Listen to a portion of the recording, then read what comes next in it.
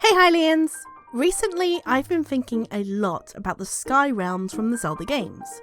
With us returning to the sky within the sequel to Breath of the Wild, it's really being a well-explored and visited place within the series. Of course, we have Skyloft from Skyward Sword, the City in the Sky from Twilight Princess, and the Cloud Tops from Minish Cap, along with a couple other places from other games.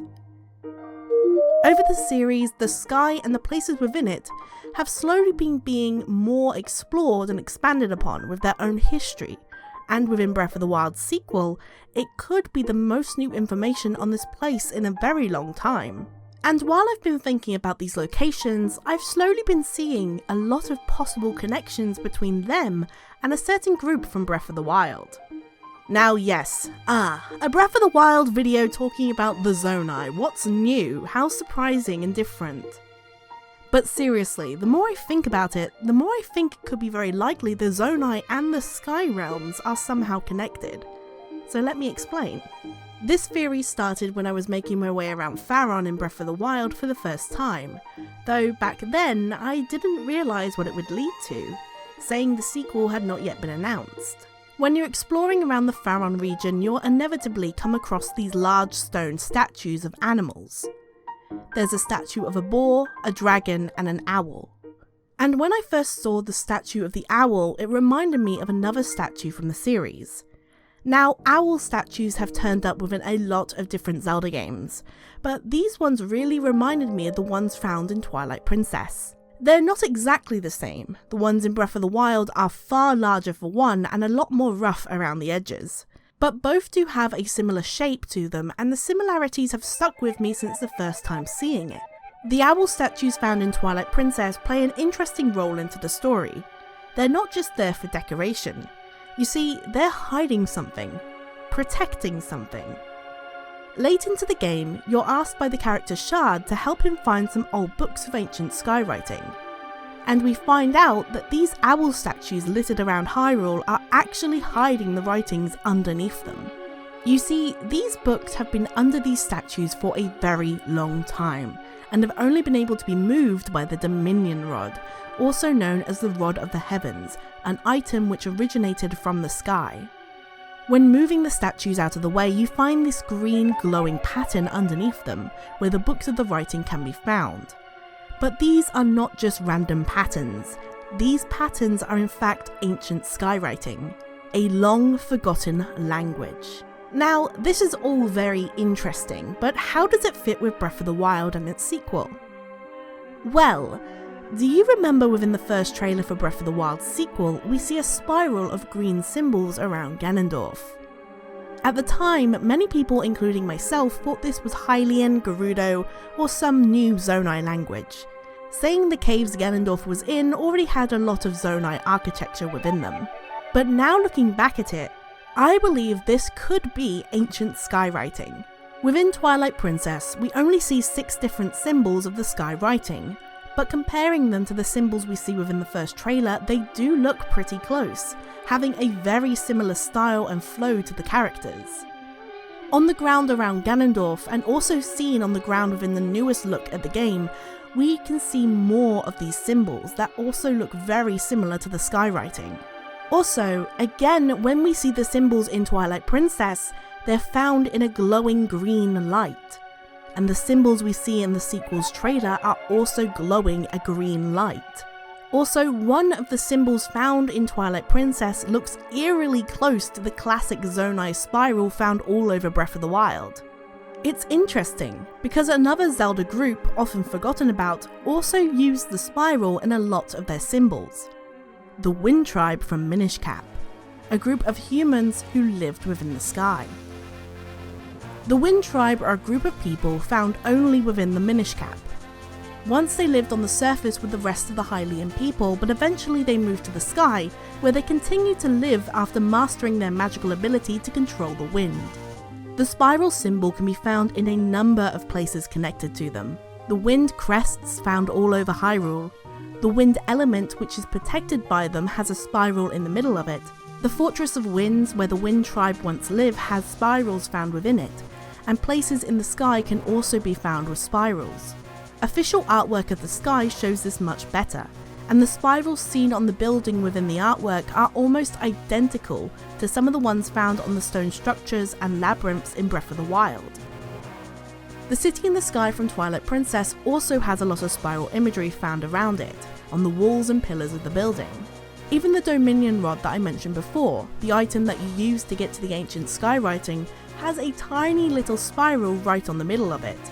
That is very close to the one seen in Breath of the Wild. I also think it's very likely that the Wind Tribe or another sky-based group made the City in the Sky. The Uka do live there, and it has been said that they were the ones that made the city, but the place looks like it was far more likely to have been built with humans in mind. Also, I don't really see the Uka building a giant city like this. For one, they're tiny and don't really have arms. I feel it's much more likely that they may have added their knowledge to the humans of the sky to help them build it, and simply stayed around after those humans left. Another little connection between the Zonai and the Wind Tribe comes down to appearance. The Zonai are believed by many to have had red hair due to the connections between them and the barbarian armour found in Breath of the Wild. This armour has a long mane of red hair attached to the back of the headpiece. In Minish Cap, we can see that all of the Wind Tribe members we run into have red hair. This might seem like a silly little thing to point out, but red hair isn't the most common in Hyrule, only being seen within two groups primarily, the Gerudo and the Wind Tribe, where red hair is the norm and it's very uncommon for people in those groups to not have red hair. So if it turns out the barbarian armour is pointing towards the Zonai being a group that typically had red hair, it could mean that they could very likely be connected to one of these two groups.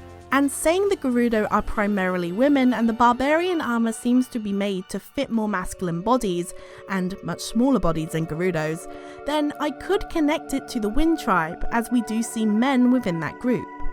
The only thing that could go against this is the Wind Tribe seem to have been a very distinguished people, and the Zonai have been described as, well, barbarians.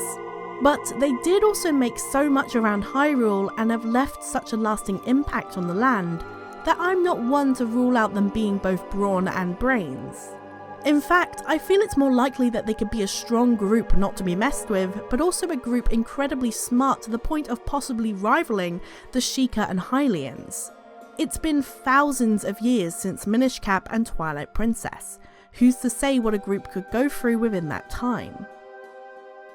The people of the sky are definitely a mysterious lot. There have clearly been people living in the skies above Hyrule for many years, but we rarely see them. The Wind Tribe are the only humans we've seen living in the sky after everyone left for the surface in Skyward Sword. At first glance, they may seem not as important as other groups in the series, but they have left many things behind that show their advancement compared to Hyrule.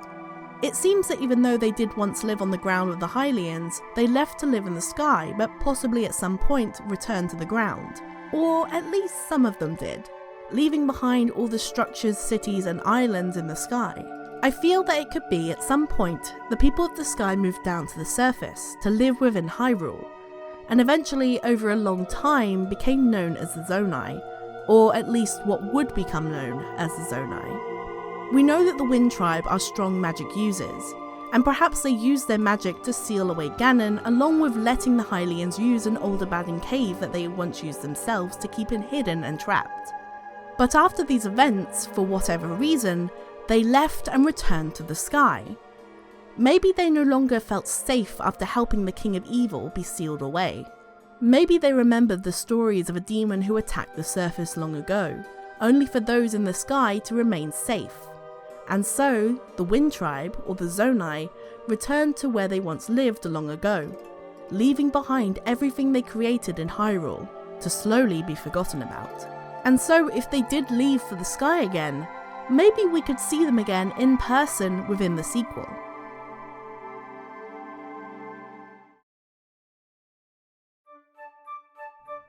There really are so many ideas and connections that the Zonai have with a lot of Hyrule.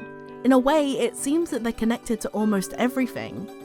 But these connections I have seen with the sky really stuck out to me, and a hell of a lot more after seeing the Sky Realm return in Breath of the Wild sequel.